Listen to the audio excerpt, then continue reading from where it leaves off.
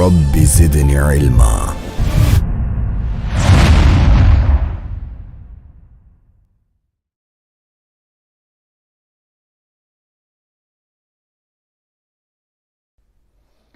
میرا اگلا سوال مولانا حیدر علی جعفری صاحب سے پاکستان ڈے کی اہمیت کے حوالے سے یہ ہے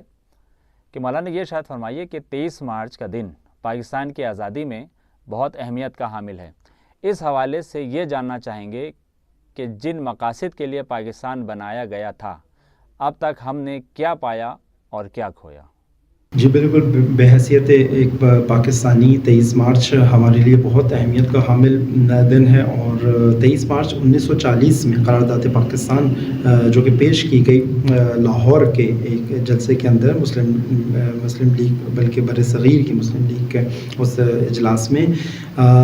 تو اس میں پاکستان کی وہ جہت اور مقصد اور ہدف طے پایا در حقیقت، جو اس کے اندر اہمیت کا حامل ہے کہ پاکستان ایک علیحدہ وطن کی ضرورت ہے، علیحدہ سرزمین کی ضرورت ہے اسلام کو عملی کرنے کے لیے، اسلامی قوانین کو، اسلامی احکام کو، اسلامی نظام کو عملی کرنے کے لیے، جو کہ ایک بہت ہی فطری تقاضا اور بہت ہی بنیادی تقاضا مسلمانان بر صغیر کا تھا۔ اور اس کے بعد پھر تقریباً 7 سال بعد 1947 میں جا کے یہ قرارداد عملی شکل اس میں اختیار کی اور یہ منظور کی گئی، اور یہ عملی طور پہ پاکستان وجود میں آئے۔ لیکن ہمارے لیے یوم پاکستان، جس کو یوم استقلال پاکستان ہمیں کہنا چاہیے، اور یہ یوم استقلال پاکستان ہے کہ ہم ایک غلامی سے، جو کہ وہاں پہ خاص ہندو فکر اور ایک ہندو کلچر اور ایک خاص ماحول ہمیں اس کے اندر لیے جا رہا تھا، جس کے اندر اسلام کو پریکٹس کرنا تقریباً ناممکن بات تھی، کہ اس ماحول سے آزادی حاصل ہوئی۔ لیکن یہاں پہ سوچنے کے لیے جو لمحہ فکریہ یہ ہے کہ جو تاریخ ہمارے لیے 23 مارچ کی کہ ہمیں آزادی کی طرف لے کر جاتی ہے، لیکن ہم بعد میں بھی دیکھیں 75 سال بعد ہم کتنا آزاد ہو پائے، ہم کتنا آزاد ہو سکے۔ ایسا تو نہیں ہوا کہ ہم تاریخ میں دیکھتے ہیں کہ ایسا ہی ہوا کہ ہم ہندوستان کی غلامی سے آزاد ہو کر امریکہ کی غلامی کے اندر آ گئے، یا مثلا ہم امریکہ کی غلامی سے آزاد ہو کر برطانیہ کی غلامی کے اندر آ گئے، یا جیسے بعض اساتذہ بھی بیان کرتے ہیں کہ جو قوم حتیٰ اپنی زبان کے اندر بھی آزادی نہ رکھتی ہو، جو اس کو اردو بولنے میں بھی آزاد نہ ہو، یعنی وہ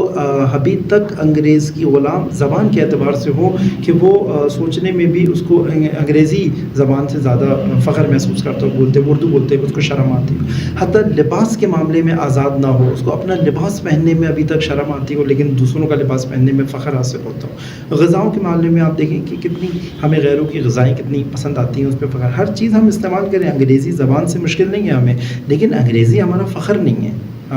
کرتا، جس طرح ہمارے لیے کرتا شلوار اور شلوار قمیص ہمارے لیے فخر ہے، ہمارا لباس ہے، دوسرے لباسوں کا اس حیثیت سے انکار نہیں ہے، لیکن وہ ہمارے لیے باعث فخر نہیں ہے۔ تو یہاں پر ہم دیکھیں کہ ہم کتنا آزاد ہو پائے، اتنا قرارداد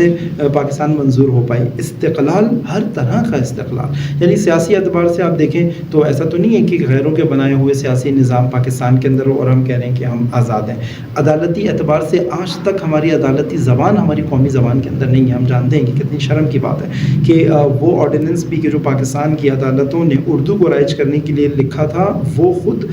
خود رائٹنگ انگلش کے اندر تھی کہ پاکستان میں اردو کو، آخری جو ہمارے چیف جسٹس تھے جب جاتے ہوئے جب رخصت ہوئے تو انہوں نے آخری اپنا حکم نامے یہ لکھا کہ پاکستان میں اردو کو فروغ دینا چاہیے، لیکن وہ لکھ کے انگلش میں گئے تھے اس کو۔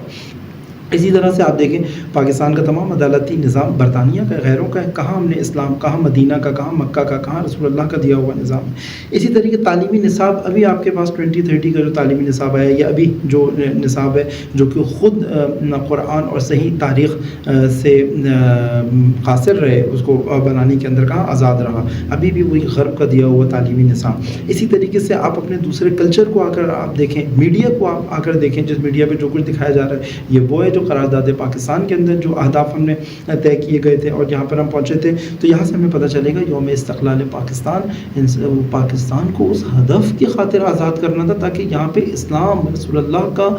دین، قرآن کا دین یہاں پہ آزادی کے ساتھ ہم اس پہ عمل کر سکیں۔ لیکن کبھی بھی کوئی غلام کسی کو آزاد نہیں کرا سکتا. جب تک پاکستان کے حکمران کسی کے غلام ہو پاکستان کو کبھی بھی وہ اسلامی آزادی نہیں دلا سکتے. اور اس آزادی کا سبق ہم دیکھیں تو اسی شعبان المعظم کے اندر جو تاریخ بھی گزرتی ہے شعبان المعظم کی، امام حسین امام حریت ہے، امام حسین امام آزادی ہیں. اگر ہمیں واقعا آزادی سیکھنی ہے تو ہمیں کربلا و عاشورہ اور امام حسین سے دیکھنا پڑے گا کہ اصل حریت کیا ہوتی ہے. جو استقلال کا درس دیتے ہیں تو ہمیں دیکھنا پڑے گا. اور امام حسین فقط شیعہ کے امام نہیں ہے، امام حسین ہر پاکستانی کے امام ہے، امام حسین ہر مسلمان کے امام ہے، امام حسین ہر انسان کے امام ہے، جو ہمیں بتا سکتے ہیں وہ حقیقی آزادی دراصل غیر خدا کی غلامی سے آزاد ہونا ہے. در حقیقت اپنے آپ کو خدا بند متعال کی عبودیت کے اندر، اس کی بندگی کے اندر لے کے جانے کے اندر ہے، جو کہ ہمیں 23 مارچ 1940 کے اس عنوان سے سیکھنے کی ضرورت ہے. ماشاءاللہ، بہت خوب، احسن.